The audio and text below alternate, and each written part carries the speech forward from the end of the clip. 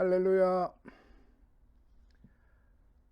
하나님의 극진하신 사랑과 은혜와 축복이 오늘 성경 공부에 임하시는 우리 성도님들, 배치님들, 해외에 계시는 우리 동포 여러분, 그리고 성도님들께 진심으로 감사를 드리면서 예수님의 이름으로 축복하고 기도합니다. 오늘은 이제 지난 시간 말라기서 1장에 이어서 오늘은 말라기서 2장 2-1편 2-1편을 시작하도록 하겠습니다. 말라기서에 대해서 지난 시간 좀 부족한 부분이 있어서 선지자 말라기와 그 시대적 배경에 대해서 먼저 좀 짚고 넘어가야 될 것입니다. 첫째로 선지자 말라기에 대하여 그 인적사항을 한번 생각을 해봅니다. 말라기는 하나님의 사자라는 뜻으로 구약시대 최후의 선지자입니다. 유대 전승에 의하면 그는 경전으로 인정된 거룩한 문서들을 수집하고 보관하던 대회당의 회원이라고 하지만은 그것은 분명치는 않습니다. 그 외에 선지자 말라기의 가계나 혈통에 대해서 성경은 침묵을 하고 있어요. 또 다음에 예언 활동에 대해서 학개와 스가랴의 예언 활동 다리오 2년 BC 520년경 이후에 거의 100년 즉 1세기의 세월이 흐른 후에 선지자 말라기는 구약시대 최후의 선지자로서 그의 예언 활동을 펼쳤는데요. 말라기 당시 BC 430년경에 유대 백성들은 큰 좌절과 영적 무기력에 빠져 외식과 불법과 죄악 속에 빠져 있었어요. 그것은 성전 재건 이후에도 여전히 그들의 생활고는 계속되었고, 또한 선지자들이 임할 것이라고 약속했던 메시아의 영광은 나타나지 않고 있었기 때문입니다. 이 같은 때에 말라기는 질문식 훈계로서 백성들의 위선과 외식과 죄악을 꾸짖는 가운데 무엇보다 먼저 하나님과의 올바른 관계를 회복하는 일이 시급하고, 또한 바로 그것이 모든 문제를 극복하고 해결하는 열쇠임을 일깨워 주었습니다.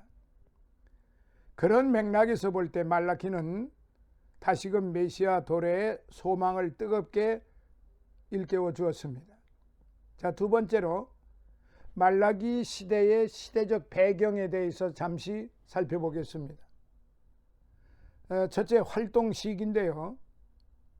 말라기의 활동 시기는 학개와 스가랴의 활동 이후 대략 1세기가 지난 주전 430년경으로 추정이 되는데, 아닥사스다 1세 34년에 그래서 그것은 첫째, 총독을 뜻하는 페르시아어 페카가 사용된 점 1장 8절, 또한 둘째, 성전 제사에 있어 제사장들과 백성들이 위선과 타락에 빠진 점, 이것은 성전 제2성전은 건축이 완료되고 오랜 세월이 흘렀음을 의미합니다. 이런 점 등을 보아서 추정할 수가 있고, 실제로 본서를 보면은 제사장들의 타락, 형식적인 11조와 희생 제물, 이방 여인과의 자폰 등의 일들은 그 시대가 느헤미야의 시대와 일치되고 있음을 시사합니다. 따라서 학자들은 결론적으로 말라기의 활동 시기는 느헤미야 시대로서 그때 느헤미야가 바사 궁궐로 들어갔다가 다시 팔레스틴으로 돌아오기 전까지의 시기로 보는데, 그 시기가 BC 430년부터 425년경이라고 말합니다. 또한 이제 두 번째 활동 배경에 대해서 좀 살펴봅니다. 바사왕 고레스의 귀환 조서에 따라 총독 스룹바벨과 대제사장 여호수아의 인솔하에 고국 땅 팔레스타인으로 돌아온 유대 백성들은 부푼 기대를 가지고 예루살렘 성전의 재건 역사에 착수했습니다. 하지만 성전 재건 사역은 북쪽 사마리아인들의 격렬한 방해 공작과 토지 경작의 실패로 인해 착수 2년 만에 중단되고 말았습니다. 그렇게 14년의 세월이 흐른 뒤에 선지자 학개와 스가랴가 등장하여 장차 임할 메시아 영광의 비전을 제시하면서 성전 재건을 독려하였습니다. 백성들은 학개와 스가랴의 설교에 감동을 받아 다시금 힘차게 성전 재건 사역에 매진하였고, 그 결과 재개 4년 만에 마침내 제2성전 스룹바벨 성전이죠. 스룹바벨 성전을 완공하게 되었던 것입니다. 그러나 성전 완공 이후에 수십 년이 지나도록 이스라엘을 영화롭게 회복시킬 메시아의 영광은 나타나지 않았어요. 그래서 백성들은 낙담했고 시리에 빠졌던 것이죠. 그렇게 1세기가량의 세월이 또 흘렀어요. 그 결과 말라기, 당시 백성들의 종교 생활은 형식과 위선에 빠졌고 사회생활은 각종 불법과 부패가 판을 치는 암울한 시대가 되어 버렸습니다. 이러한 때에 말라기는 메시아의 영광이 임하지 아니하는 영육간의 모든 문제가 하나님께 있는 것이 아니라 바로 하나님과 맺은 계약의 말씀을 제대로 순종하지 아니하는 백성들 스스로에게 있음을 깨우쳐 주었던 것입니다. 따라서 회개하고 하나님을 겸손히 바랄 때에 약속된 언약의 사자, 의로운 해이신 메시아는 반드시 임할 것이라고 말라기 선지자는 그렇게 역설을 하였던 것이죠. 자, 이제 그렇게 해서 지난 1장을 우리가 마무리했는데요. 오늘 2장은 제사장들의 타락과 백성들의 죄악, 제사장들의 타락과 백성들의 죄악에 대해서 이제 말씀을 좀 나누고자 합니다. 하나님의 지극한 사랑에도 불구하고 인간 본위의 제사를 드리는 등 죄악을 일삼았던 선민 이스라엘의 죄악상을 고발했던 1장에 이어 2장에서는 종교 지도자들과 일반 백성들을 불문하고 전체적으로 부패한 이스라엘의 허물을 고발하고 있습니다. 즉 2장에는 부패한 제사장들이 당면할 저주와 수치 1절로부터 4절, 그리고 이상적인 종교 지도자의 모습 5절로부터 7절, 신실하지 못한 종교 지도자들에게 내려질 징계 8절로부터 9절, 절대 거룩이 요구되는 이스라엘이 이방 우상 숭배자들과 결혼함으로써 타락한 일에 대한 책망 10절로부터 12절, 그리고 이스라엘이 맹약한 아내를 쉽게 버린 행위에 대한 책망 13절로부터 17절 등이 소개되고 있습니다. 진실로 참된 하나님의 백성은 위로 하나님을 온전히 사랑하고 섬기며 주위로 이웃 형제와 사랑하며 하나 될 수 있어야 했습니다. 특히 하나님의 백성은 이웃에 대한 제사장적 사명을 간과하지 말고 늘 빚된 삶과 훈계를 통해 불의한 이웃을 진리와 생명으로 이끌어들여야만 하는 그런 사명들이 있었던 것입니다.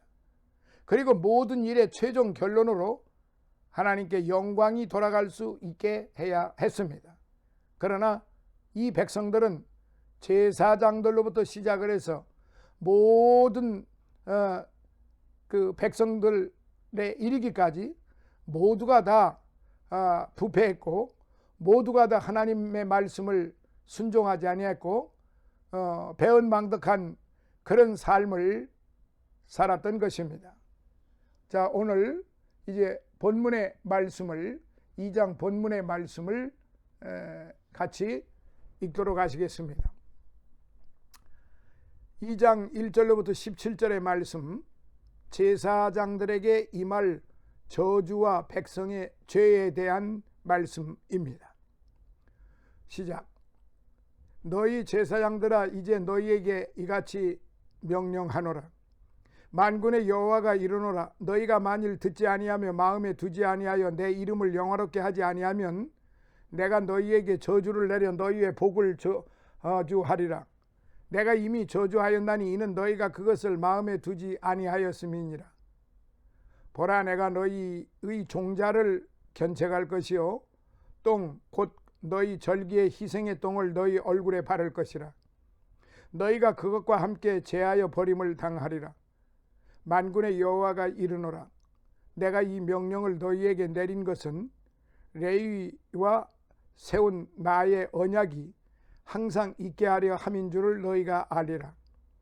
레위와 세운 나의 언약은 생명과 평강의 언약이라. 내가 이것으로 그에게 준 것은 그로 경외하게 하려 함이라. 그가 나를 경외하고 내 이름을 두려워하였으며 그 입에는 진리의 법이 있었고 그 입술에는 불의함이 없었으며 그가 화평과 정직한 중에서 나와 동행하며 많은 사람을 돌이켜 죄악에서 떠나게 하였음이니라. 대저 제사장의 입술은 지식을 지켜야 하겠고 사람들이 그 입에서 율법을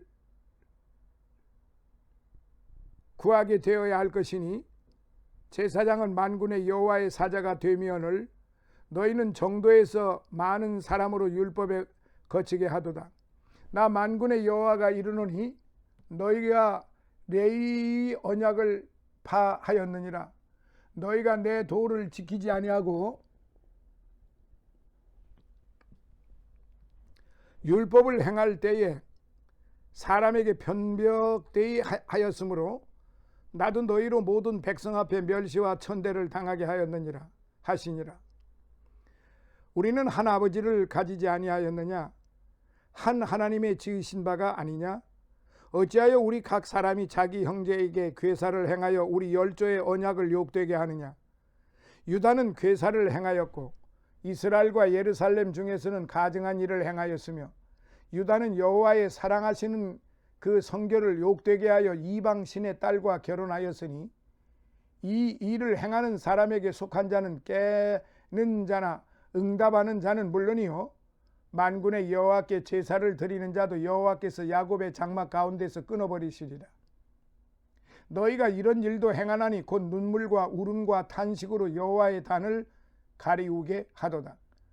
그러므로 여호와께서 다시는 너희의 헌물을 돌아보지도 아니하시며 그것을 너희 손에서 기꺼이 받지도 아니하시거늘 너희는 이르기를 어찌미니까 하는도다. 이는 너와 너희 어려서 취한 아내 사이에 여호와께서 일찍이 증거하셨음을 인함이니라.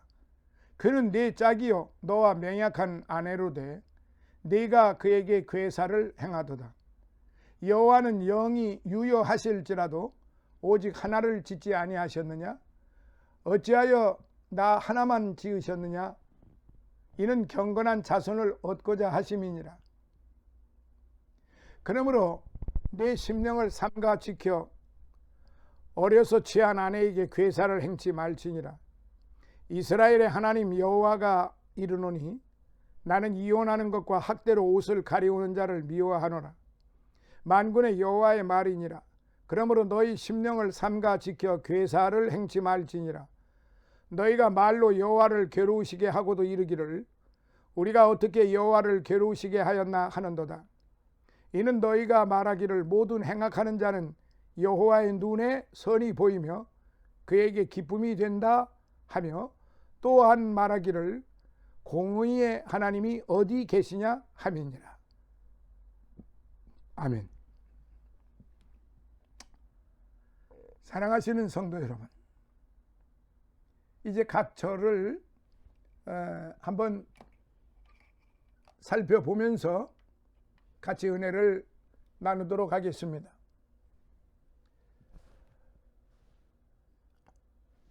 1절 명령입니다. 하나님께서 엄중히 전하시는 경고성 명령 혹은 심판을 전제한 위협으로 봅니다. 명령에 순종치 않으면 저주와 심판을 기필코 내리실 것이라는 하나님의 강력한 의지가 반영되었음을 볼 수 있습니다. 2절 너희의 복을 저주하리라. 백성을 위해 축복하고 선언하고 하나님께 가까이 나가 봉사할 수 있었던 제사장으로서의 특권과 영광과 은혜를 거두실 것이라는 뜻입니다. 제사장에게 있어서 이보다 더 큰 저주와 심판은 없습니다. 너희의 종자를 견책할 것이다. 너희의 팔을 억제할 것이라는 뜻입니다. 하나님께서 성전에서 봉사하는 제사장들의 손을 묶을 것이며 공식적인 직무를 무효화할 것이고 그들의 노동의 대가를 얻지 못하게 할 것이라는 의미의 말씀입니다. 똥을 얼굴에 바를 것이라. 하나님은 악한 제사장들에게 결코 교제하지 않으실 것이며 그들에게 심히 모욕하고 수치를 가하실 것임을 시사합니다. 레위와 세운 나의 언약. 레위 지파를 세워 성전을 중심하여 하나님을 섬기는 제사장이 되게 하겠다는 약속입니다. 엄격히 따져 레위의 후손인 모세와 세운 언약입니다. 한편 언약이란 용어가 사용된 것은 하나님께서 특정한 특권과 명예를 허락하시는 동시에 의무와 책임을 요구하시겠다는 암시가 내포되어 있습니다. 5절 경외하게 하려 함이라. 하나님께서 제사장과 언약을 맺으시고 생명과 평강을 주신 것은 그들로 하여금 하나님을 경외하며 존경하고 예배하도록 하기 위함이었습니다. 하나님은 당신이 하나님의 영광을 위해 일꾼을 세우시고 후원하십니다. 베드로전서 2장 9절을 보시면 잘 알 수 있습니다. 자, 6절 그 입에는 진리의 법이. 제사장의 주요 사명은 백성들을 가르치는 것이며 그 모든 가르침은 율법에 기록된 진리에 근거해야 함을 강조한 표현입니다. 나와 동행하며 제사장의 가르침이 진리였을 뿐만 아니라 그 삶 자체가 순결하고 경건했음을 시사합니다. 즉 말로만 진리를 가르친 것이 아니라 실제 그대로 살았음을 뜻합니다. 많은 사람을 돌이켜 하나님과 동행할 정도로 경건한 제사장들은 외침과 삶을 통해 많은 어두운 심령들을 빛으로 생명으로 인도했습니다. 7절 만군의 여호와 사장, 만군의 여호와의 사장, 하나님의 일꾼에게 있어 가장 영예롭고 힘이 되는 칭호입니다. 지금 이 말라기라고 하는 이름의 뜻이 만군의 여호와의 사자입니다. 자, 그렇다고 오늘 저와 여러분들은 누구일까요? 하나님의 말씀을 전하는 자들, 꼭 목회자들만 전하는 거 아니죠. 우리 모든 성도들은 보배롭고 거룩하고 존귀한 성도들입니다. 이 성도들에게 주신 사명이 무엇이냐면은 너희들은 땅끝까지 가서 사람들을 가르치고 복음을 전하고 가르치라 그랬습니다. 누가? 예수님이. 언제? 승천하실 때. 그러므로 여기서는 목회자, 무슨 교회 그 장로, 집사 이걸 따지는 게 아니고 모든 성도들을 기준으로 놓고 볼 때 똑같습니다. 그래서 오늘 저와 여러분들은 앞전에 제가 스가랴서에서 하나님은 기억하신다. 우리가 모두 영적으로 스가랴가 되어야 한다 말씀드리지 않았어요? 자, 그렇다고 그러면 이 말라기서에서도 역시 우리는 역시 영적으로 말라기 선지자가 되어야 되는 겁니다. 스가랴 선지자뿐만이 아니고 우리의 심령은 말라기 선지자와 같은 그런 하나님의 말씀을 증거하는 만군의 여호와의 그 사역자들이 다 되어야 한다 이 말입니다. 사자가 뭡니까? 하나님의 말씀을 전하는 자가 사자입니다. 하나님의 일꾼에게 있어 가장 영예롭고 힘이 되는 칭호죠. 한편 이러한 칭호를 가졌기에 제사장들은 감히 율법을 풀어 하나님의 뜻을 백성에게 전할 수 있었고 하나님과 백성 사이의 중보자로 활동할 수가 있었던 것입니다.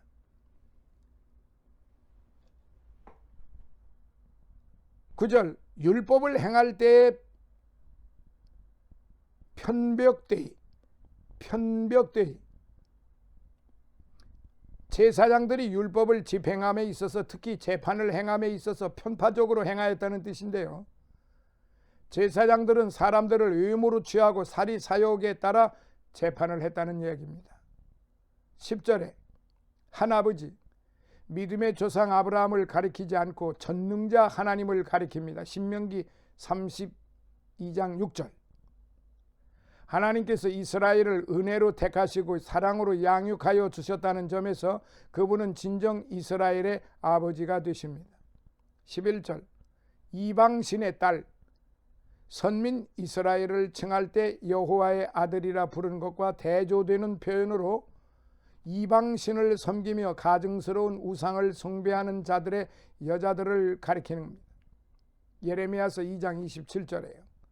12절 깨는 자나 응답하는 자 죄악을 적극적으로 가르치고 인도하는 자나 혹은 수동적으로 죄에 휩쓸려 가는 자를 가리킵니다. 이 양자는 공의 언약 백성으로서의 위치를 상실하게 될 것이다 라고 신명기 7장 2절로부터 3절에 기록이 되어 있습니다. 13절 눈물과 탄식으로 단을 가리우게 이스라엘의 두 번째 죄악은 이방 여인과 결혼할 목적으로 자기 아내를 버린 거예요.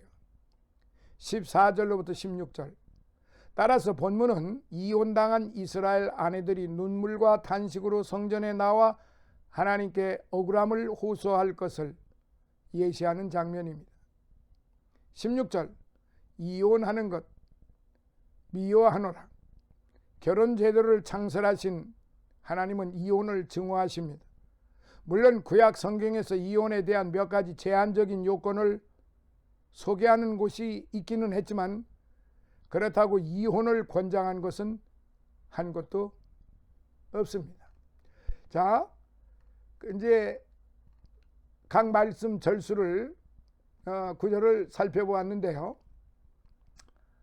그렇다 그러면은 이 말씀에 대해서 다시 우리가 포괄적으로 좀 생각을 해보도록 하겠습니다.